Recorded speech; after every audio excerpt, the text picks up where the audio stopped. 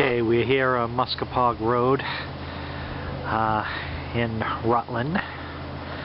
Just crossed over from Holden, and we're in the little hamlet called Muschopauge. And this is the bridge abutment that went over Muschopauge Road. There's nothing on the side of the road that I'm on because there's a house behind me, and it was built alongside the right-of-way. But this was a bridge that took the Mass Central over Muschopauge Road, and the right-of-way went just about there. So the house is just off the right-of-way.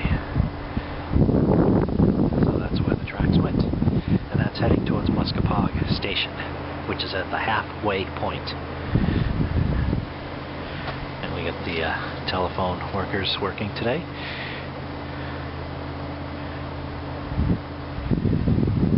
So let's go take a look at what's on the other side of this bridge abutment.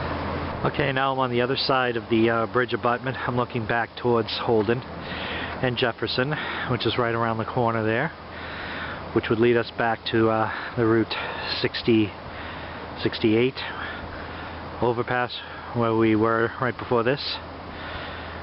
Don't see any evidence of the railroad here, but they do want to put the bike path in through here. And if I turn around, there's the bridge abutment and the house right behind it. So from here it looks like the house is right on the right-of-way. But I think the right-of-way just curved just to the right of the house. And you see John coming up the hill to film his documentary.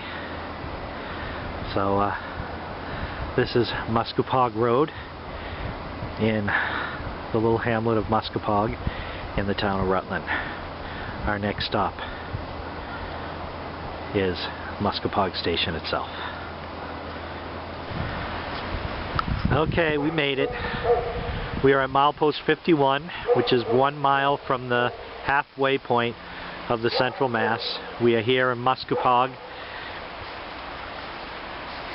here in the town of Rutland. As you see, the rail trail is marked here with that marble post, and way down there is a little marble sitting bench. As you can see, the right-of-way way down there, curving in from where we were. And if we turn this way, hello John, there's where the station site would have been. I believe that the station would have been right there, where those picnic tables are, and the rock monument marking the beginning of this trail. And there would have been a siding track that came off right where my car is, and the main line would have crossed the tracks right there and continued on, and then 1 mile from this spot would have been the halfway point. So the track crossed over there and then curved towards Rutland and West Rutland. And let's just go see what's on the other side there. I'm on the other side of the crossing here, where the Muschopauge Station was, and we are prevented from going any further beyond that sign there, because this is not part of the rail trail. This is private property. Hopefully the rail trail can obtain this property and continue the rail trail to connect it with the rest of the Rutland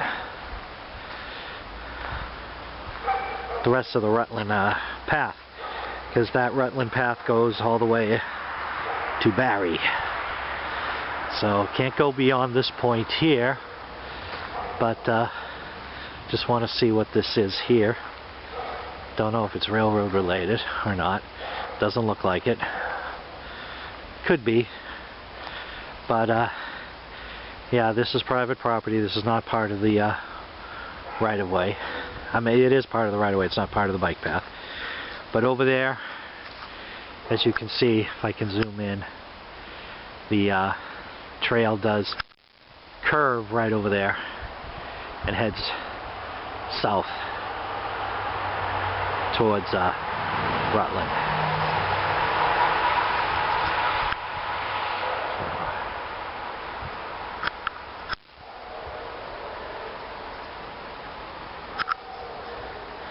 As we look back here, there's the Muschopauge station site. Muschopauge station would have been on the left and a siding track would have been on the right.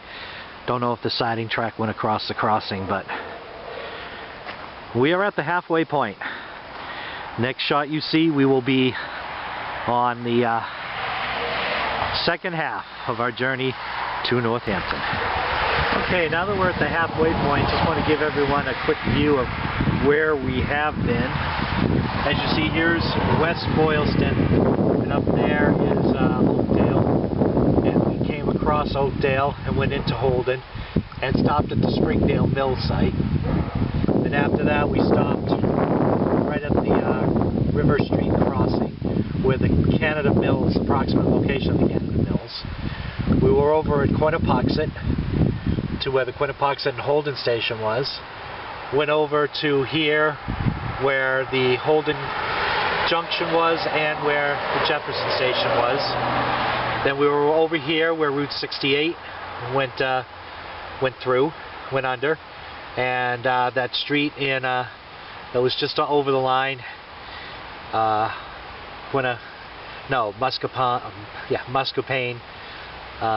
Muschopauge, excuse me, street overpass, and then we were right here at Muschopauge station. So we're going to go over here to start the second half, right through the town of Rutland, and hopefully we'll find the monument that was erected in memory of those who died in the 1932 cornfield meet, which means a head-on smash. And we got a lot more to go. We got Rutland, Barry, New Braintree,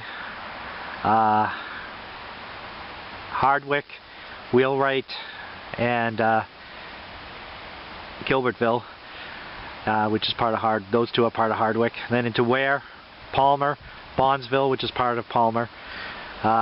Then we have to go to Belchertown, then Amherst, Hadley, and then our final destination, Northampton. So we're at the halfway point, folks, and there's a lot more rail trail to go. Okay, we're here at Glenwood Road crossing in Rutland. We're just north of Rutland Center, and we're looking back towards Muschopauge. And as you can see, it's a pretty clear right-of-way. Nice hiking path. Then we turn this way, and there's Glendale Road, and there the tracks would have crossed here. And right around that curve, a little bit of a distance, would have been the site of the 1932 cornfield meet between two Boston and Maine freight trains that was caused by a dispatcher's error. Well, and John and I are going to go down there to look for the monument. Well, it would have been around this S. This is the beginning of an S curve. This was the site of the Summit sighting, where the trains was supposed to go and wait for the other one to pass. We believe the wreck is not at this first curve, but it's going to be at the second curve of the S curve, just before Rutland Station. You heard him. So we're off to find that monument. We are at the site of the 1932 Rutland cornfield meet. John's now going to read the monument to you. At 1 p.m. on August 3rd, 1932, two freight trains collided at this site due to a dispatcher's error. Engine man Young and fireman Thatcher died. 4 others were seriously injured in the wreck. And it was right here. This is where the accident was. And there's a picture of the wreck in the Central Mass book, and a story that explains the accident a little better than what this little monument can explain to you. So this is where the two trains collided. That's looking back towards the Rutland station, and we turn this way. That's looking back towards where we were at Greenwood Road, I think it was, or Glendale, something like that. But that's looking back eastward towards Muschopauge and Rutland. Not Rutland, Holden. Rutland's behind us. So we've made it more than halfway, and this is the site of the 32 train wreck.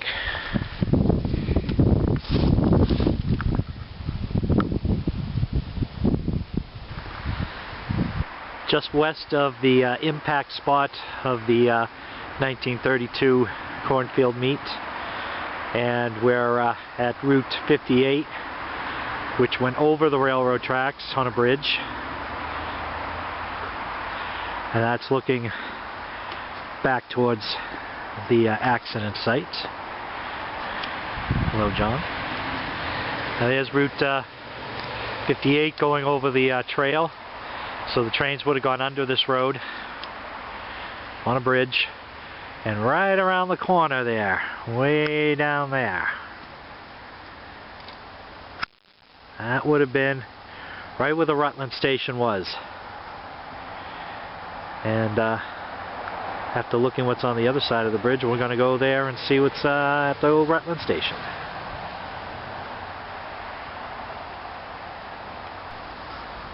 Now I'm on the other side of the Route 58 bridge here in Rutland. The town of Rutland is to my right, and the village of North Rutland and the town of Hubbardston are to my left. In front of me there is John filming on the other side of the bridge. He's heading towards, like I said, the impact spot where we were for the two trains that collided in 1932 due to a dispatcher's error. So that's looking back east. If we come over here, look at how close those trees are to, you know, falling down, because their roots go right into the rocks and then underneath. What a shame. And that is west. That is west, looking back towards the Rutland station, the West Rutland station, and the Colebrook Spring station, or Colebrook, which is in the town of Oakham. So this is just east of the Rutland station. So our next stop, Rutland station. We're at Rutland station, or what's left of Rutland station. Rutland station was built next to a little farm, as you see it right over there in the background. Rutland station would have been right around here, and the access road was right there. That was John you just saw duck down. Yeah. So the tracks would have gone like right here, those woods there, and then, there's John. They went that way and would have gone over the road on a bridge. The road's been realigned since it was abandoned, so since the tracks were abandoned. But this is Rutland station. I'm looking towards West Rutland. And so this is the approximate location of where Rutland station would have been. Well, it would have been a little ways up from here. Yeah. We're at the, this is the west end of the yard. So going to go over that little rise right over there and get it on the other side, because that's where we believe the station actually was. Back here at Rutland station, we are now on the east side of Rutland station, and the tracks came in from there. They did not curve off like the path. They came right over here, right where John's standing, and went right over there through the little farm. The station would have been right around in this area. It was right exactly across from the, it was exactly on the other side of the fence. Right. Yep. So, and I am standing where the water tower used to be. And there are the abutments for the water tower surrounding me. This is the famous Rutland water tower, where a lot of trains stopped to take on water, because they were at the summit, pretty close to the summit of the high point of the Mass Central. And here on the Rutland board is the picture of the station and the water tower. It's actually a painting, but a picture nonetheless. And I'm standing where the water tower is. So the station would have been right in front of me. There's little flyer about the rail trail. So let's see, it says Rutland Water Tower and Train Depot, which again would have been right over there. Now we'll go back to where the rail trail begins again and take a look at it heading towards West Rutland. Okay, now we're on the west side of Rutland Station, and this is where the right-of-way came. I believe the road was realigned, and there's some bridge abutments over there. Yeah, the road would have gone under that little bridge. And then continued on up to West Rutland. This is the continuation of the bike path.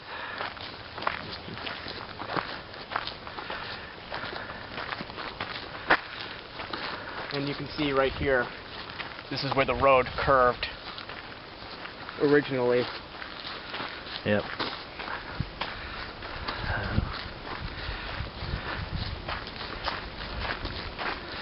It's just too bad they don't have the money to put a bridge over this road so they can continue the bike path.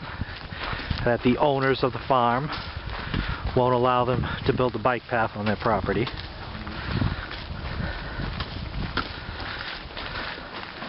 But such is life. And you can see the road right down there. Yep. Quite clearly. You can actually still see the pavement on the ground. Yeah, even streets are abandoned. Remember that. The road curved. And here's the little bridge abutment where the road would have gone under the railroad. And here's the monument for this part of the Mass Central Rail Trail, Boylston Track Rats, and everyone else who's contributed to this. So here's the old road alignment. The road would have gone under bridge abutments there. There's another part of the old road. And now there's the road now, the new alignment. This is where the tracks would have crossed over on a bridge. And now this area is heading towards the West Rutland Station. We're looking west towards West Rutland, Colebrook Springs and Oakham, and then on into Barry. This has been a pretty fun project following this old railroad. Sad, but fun. Still here in Rutland, Massachusetts. We're at Shennick's Ledge. Just before the Shennick Ledge or Shennick Hill Road overpass. There used to be a little shanty right here. And as you can see right up there, as I zoom in, is the milepost saying that Northampton is 48 miles. 49. 49, looks 48 in the screen here. And the other side says Boston 55. So as you can see down there, that's west, looking away from Rutland. And the Rutland station where we were is behind us. So going to go up and get a closer look at that milepost. Okay, now we're up closer to this milepost. You definitely see as we're facing towards Northampton, saying Northampton 48 miles. Then if we walk around onto the other side, we are 55 miles from Boston. So we are slowly but surely making our way to Northampton. So there's the right-of-way. Right there. And again, here's the milepost. And we're going to go on the other side of the road bridge to where the west shanty was from Shennick's Ledge. Now we're on the other side of Shennick's Ledge, on the other side of the bridge that carried the road over. And right about right here where I'm sitting, where these trees are, used to be the little shanty. Of course, the shanty's gone and the trees grew in. So that's looking back where we were on the east side. That's looking back towards Rutland Station. And this way is looking back towards West Rutland Station. So this is where our journey will continue, on towards West Rutland and Colebrook Springs. Okay, we're still following the old right-of-way here on these dirt roads in the woods here near Rutland State Park, and I'm looking towards the West Rutland Station. And as I turn this way, you can see there's the dirt road that we're on. And if I come over here, you can see the right-of-way as it heads back towards Rutland. So our next stop is Rutland Station. West Rutland Station. Right here in the little hamlet of West Rutland. The embankment there, we believe the tracks went over on a bridge, even though they brought the rail trail over there down level with the road. But up there you can definitely see some of those cement posts up there show that the railroad station was right here, and the station would have been somewhere right around here. Don't exactly know where, but it was either here on this side where people could come, and this was probably where they parked their buggies or cars, and there was probably stairs leading right up to the station, which is probably right there. Now, erosion and everything over the years has probably changed this landscape 1,000 times over. So, but John's up there on the embankment seeing what he can see, but we definitely determined that the station was up there, that the tracks were up there, and they came over on a bridge here. And as you can see right over there, they brought the rail trail down so that it would be level with the road, so they wouldn't have to build a bridge over the street. And we're here in the little, what was the village of West Rutland, but now it's just a hamlet because a lot of the little neighborhoods that were in West Rutland were taken out to make the Ware River watershed, which connects the Quabbin with the Wachusett Reservoir. And as you can see here, this little thing showing where the pipeline goes.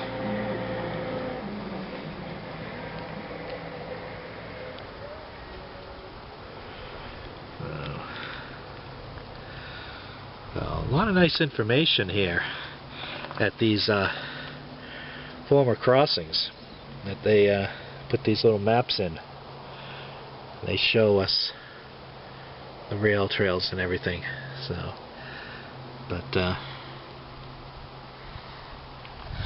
there's the rail trail going back up to the original right-of-way there, and the original right-of-way up there. And again, here's where it's coming down from the original right-of-way, and just crossing over the road here. So this is West Rutland. Who knows where our next stop is going to be. Okay, back here in West Rutland, after we filmed here in 2014, it's now 2017, but you're still going to see these in chronological order. Discovered that the West Rutland station was right up this path here. When we were here last time, we believed it was up there, but it actually wasn't. So what we're going to do now is we're going to walk up to the West Rutland station, which is right up that path there, right where John is standing. And we will go and visit the ruins of the West Rutland station. And here we are at the ruins of the West Rutland station. See, the foundations are still here.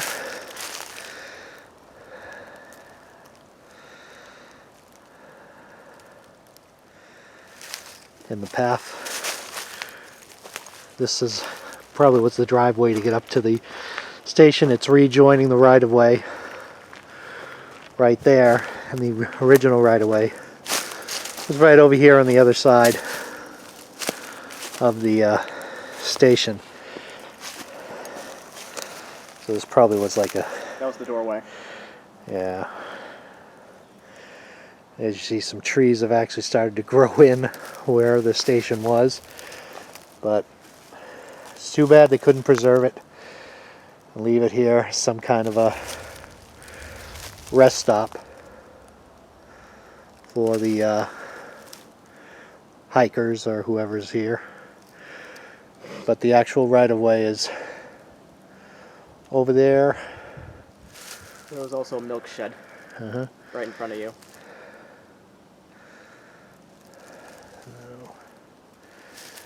See, John knows all this stuff. I don't. Who's the bigger train buff, him or me? So, all right, and that's looking towards Oakham and Colebrook Springs, and that way is looking back towards Rutland. And again, these are the ruins of the West Rutland station. One more look before we head off to Oakham and Colebrook Springs.